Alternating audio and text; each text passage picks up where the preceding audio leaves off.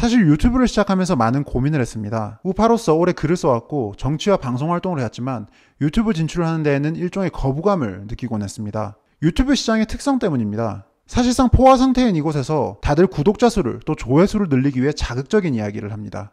좌파뿐만 아니라 우파 전체가 점점 이런 경향을 띠는 것 같습니다. 탄핵과 정권 교체로선 패배감, 절망감, 무력감이 이런 극단성으로 표출되는 게 아닌가 생각합니다. 다들 작금의 한국 정치에 분노하고 또 답답해하다 보니 이런 소위 사이다류 언행이 큰 인기를 끄는 것 같습니다. 하지만 이런 좌파에 대한 반작용을 바탕에 둔 목소리는 그 한계가 너무나 명확합니다. 우리 시간을 몇 년 전으로 되돌려보죠. 보수 정권 때 온갖 막말, 욕설, 거짓말로 주목을 끄던 사람들 기억하십니까? 그저 정치적 이익을 위해 말도 안 되는 선전선동으로 온 사회를 혼란에 빠뜨리던 사람들 말입니다. 사람들의 공포, 슬픔, 호기심을 자극하는 온갖 음모론이 판을 쳤고 우리 사회는 그때마다 큰 대가를 지불해왔습니다. 저를 비롯한 수많은 이들이 이런 이들의 언행에 문제의식을 느꼈으리라 생각합니다. 저는 그들의 무책임함과 뻔뻔함이 너무나 싫었습니다. 상대를 공격하고 이를 통해 이익을 얻을 수만 있다면 온갖 허무맹랑한 사기를 쳐도 된다는 그런 태도들, 자신들이 벌인 이벤트에 의해 피해자가 생기고 공익이 저해되고 있는데 이는 아무 상관이 없다는 그런 무책임한 태도들이 너무나 싫었습니다. 나중에 모든 진실이 밝혀지고 나면 이들은 자신들의 행동에 사과 한마디 하지 않고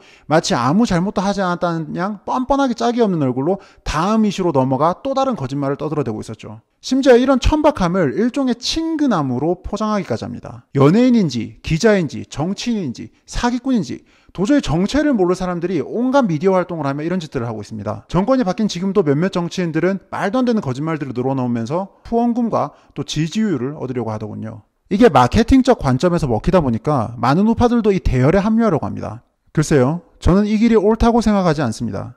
좌파들이 계급을 이야기하고 자기 집단을 위한 투쟁을 이야기한다면 우파는 역사적으로 항상 공동체에 대해 이야기해왔습니다. 계급이 아니라 국민 전체, 사람들 전체를 위한 정치를 이야기해왔죠. 무엇이 공익에 부합하냐, 어떤 식으로 이 공동체를 운영하는 게 구성원 모두의 이익을 극대화할 수 있을까? 내 나라, 내 사회, 내 공동체 전체에 대한 깊은 애정을 바탕으로 공공의 선 내지는 공공의 이익에 대해 이야기해온 게 바로 우파입니다. 그리고 그 바탕에는 개인의 자유와 권리를 존중하는 것만이 바로 이 공익적 가치에 부합한다는 신념과 우리 공동체가 쌓아올린 가치와 전통들에 대한 자긍심이 깔려 있습니다. 우리의 이런 숭고한 태도는 비록 고리타분하다는 이야기를 들을 때도 있고 또 연예인과 같은 대중적 인기를 누리지는 못하도록 만들지만 바로 정치적 지도자의 품위와 존엄을 만드는 바탕이 되었습니다. 마가렛 대처와 로널드 레이건, 이승만 대통령과 박정희 대통령과 같이 우리가 존경하는 지도자들에겐 늘 이런 존엄과 품위가 있었죠. 우리가 이야기하는 것은 연예계 가십거리가 아니라 어떻게 이 나라를 이끌어갈지에 대해 고민하는 정치이기에 바로 이런 존엄과 품위를 잊어서는 안 된다고 생각합니다. 물론 우파에도 폴리테이너와 같은 사람들이 필요합니다. 하지만 그게 주류가 되어서는 안 된다는 말이죠. 사이다라는 건 마실 때는 시원하지만 결국 딱 그것뿐이니까요. 그 배설감의 순간이 지나고 나면 공허함만이 남습니다.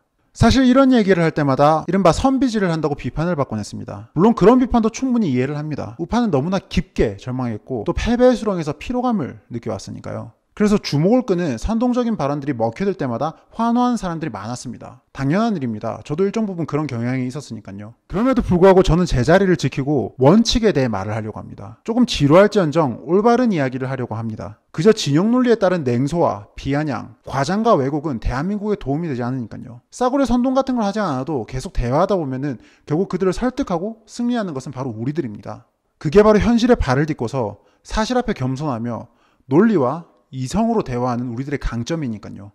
When they go low, we go high.